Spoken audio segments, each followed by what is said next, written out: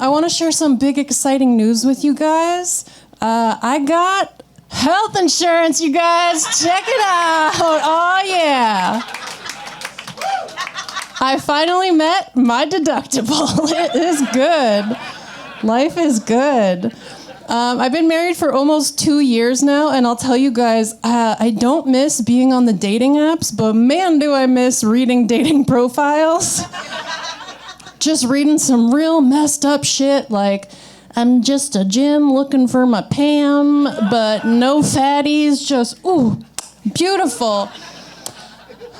Before I met the man of my dreams, I was on JDate. That's the app for chosen people, if you guys don't know. And I was supposed to go on a coffee date with this guy. I'll give you the stats, okay? 6 foot tall, Jewish doctor, you guys. I was like, my Jewish mother's gonna love this. We're already doing Hava Nagila. I was like, this is it. I'm so excited. The day before we're supposed to go on our coffee date, he messages me and he's like, this is nothing. This is no big deal. I just had a physical and I found out I'm not actually 6 feet. I'm 5'6".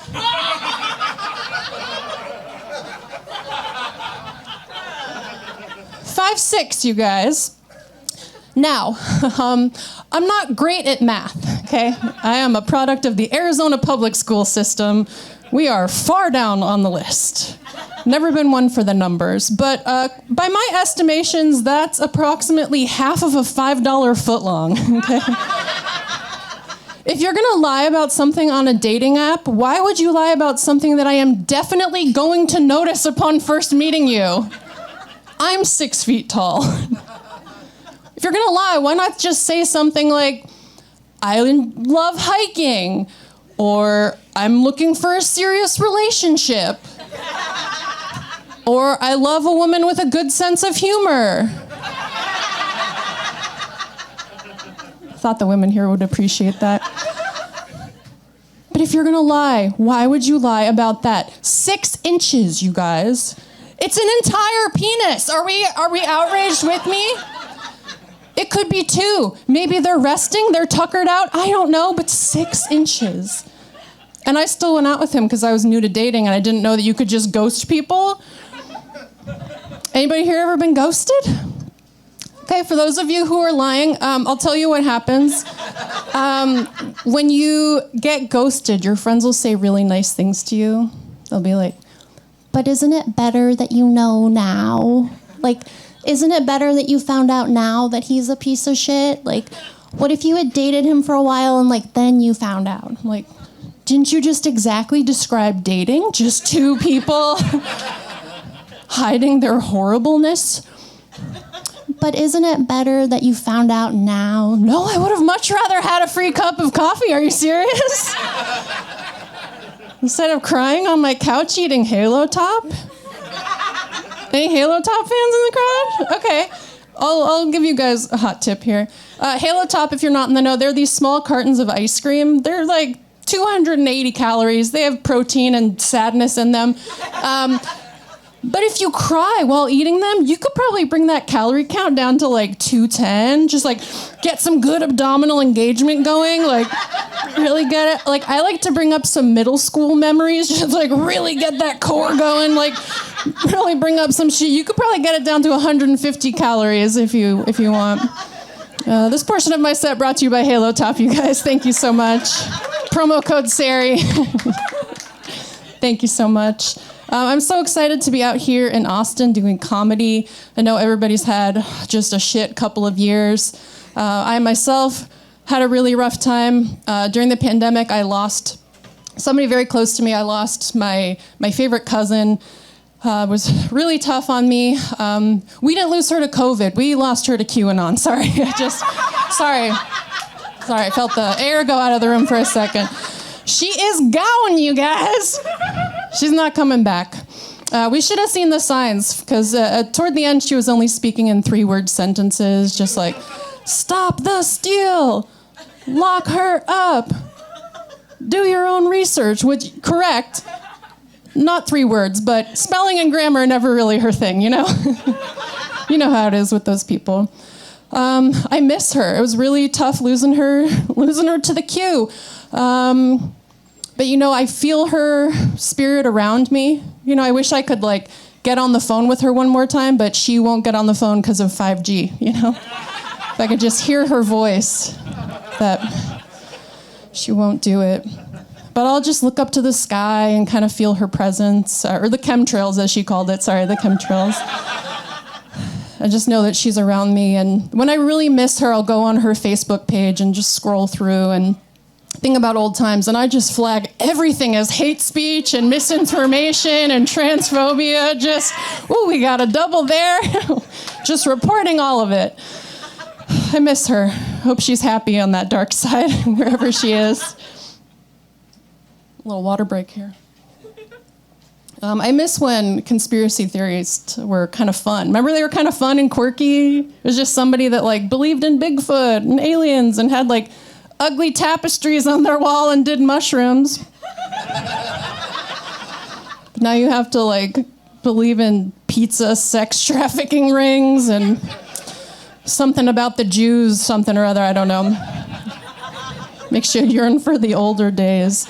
I've been working on my mental health the last couple years. That's really good. I was talking to my therapist recently, and she said to me, Sari, I've noticed some patterns of people-pleasing and putting others' needs first and some poor boundaries. I think that you struggle with codependency. And I was like, yeah, Marcy, whatever you think is best. I'm here for you, But it's true. I am a codependent lady myself. Really love taking on people's problems. I went to the library and I checked out Codependent No More on audiobook because I'm 100 years old. And I've been driving around Phoenix just bumping Codependent No More. Just I also love taking on other people's problems. I also feel undeserving of love and have poor boundaries. That guy seems like a mess, but I'm pretty sure I can fix him. Tale as old as time. Just bring me your sad, you're tired, you're poor, and let me nurse them back to health. Just what I'm trying to say is open mics are very triggering for me, you guys. Thank you. It's also a weird thing to struggle with because it's kind of a humble brag. It's sort of my biggest problem is I just care too much about people. Just a broken Care Bear who just kind of fucked up somewhere along the way. And I figure if I go on a bender with my codependency, I'm just doing a lot of nice things for people, just baking them treats and writing them nice cards. Or no one's gonna call me and be like, Sari, man, last night you were really fucked up. You were just driving people to the airport and performing acts of service. I wake up kind of in a haze and I don't remember the night. And people will say oh, but if it's really an addiction or a serious issue, would you engage in risky behaviors? Would you suck a dick for your codependency? I'm like, yeah, if I thought it might cheer him up. If I saw a friend wearing a frown, yeah, I'm going in there. No questions asked. So, if anyone knows of any emotional labor I can take on, let me know. Thank you. I know the last couple years we all missed out on a lot of important events in our lives. We missed out on birthdays, vacations, all kinds of things. My parents were supposed to celebrate their 40th wedding anniversary. We were going to do a big party with the kids, the grandkids, a whole big thing. And we didn't get to. Again, not because of COVID, but they got divorced.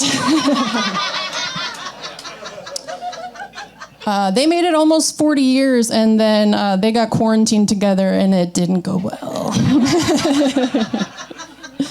But during lockdown, I had plenty of time to work on a scheme to try to parent trap them back together.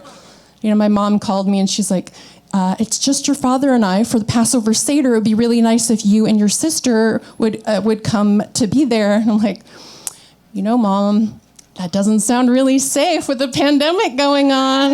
It's just you and Dad.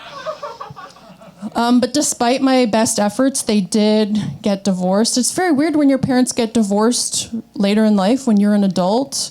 Most of my friends' parents, they got divorced when we were in middle school. That was like the cool time to do it. And I'm like, can I be on trend once in my life? God. But they were having so much fun. My friends in middle school, they were like cutting their bangs, cutting class, cutting themselves, no parental supervision, just like, I left my PE uniform at my dad's house. Like, they were having a blast. Instead, I'm just a woman in her late 30s, just like crying in Target, smelling all the candles, wearing puffball earrings. Like, I'm sad about my parents' divorce, you guys. My mom has a new boyfriend, so I just have to get to know a new 75-year-old man. Like, is he gonna take me to Disneyland? Like, what are we? Hopefully I'll get to yell, "You're not my real dad," to him. I've seen it in movies and it looks fun. Dad's trying to get back out there too. He went on Facebook and he was searching for his ex-girlfriend from the 70s, but he accidentally posted her name as a status. So it just said, Barbara Marabito, for all of our friends and family to see. My dad texted me. He's like, "Oh, I'm at a doctor's appointment." I was like, "Dad, I saw your Facebook post. You got to take that down." He's like, "Oh, no, I'm at an appointment. I'll do it later." I was like, "Please take it down now. Everyone can see you're trolling for puss." I was like, "Can you go on my Facebook and delete it?" I'm like, "Nope, that's not how Facebook works. Please, Dad." I don't know if you guys know this, but posting your ex-girlfriend's name from the 70s on your Facebook page is the boomer bat signal to let you people know you're getting back out there. I haven't decided who I'm going to live with yet, you know?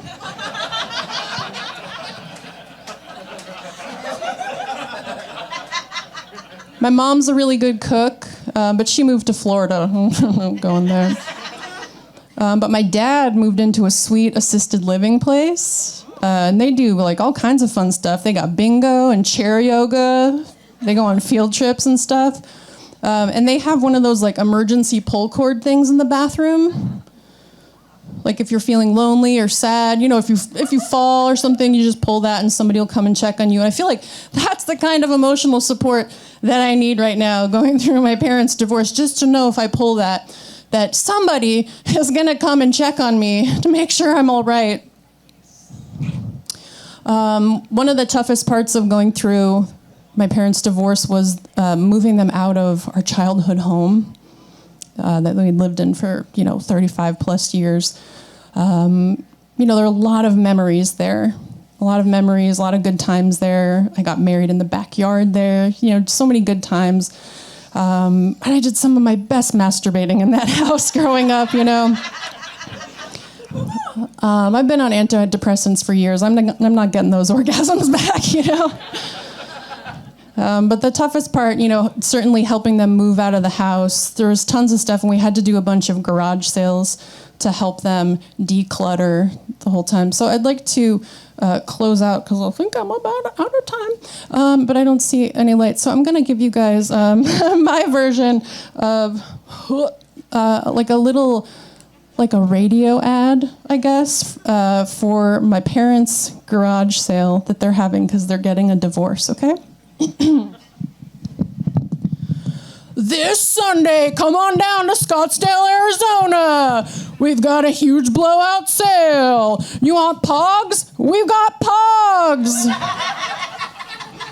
Do you like old Mad magazines that my brother never threw out when he moved out of the house? We got those too. Do you like old expired Avon products? We got those. Everybody who walks through the door will get the opportunity to see my parents fight. Don't delay, because like my parents love for each other, these deals won't last. Boo, boo, boo, boo.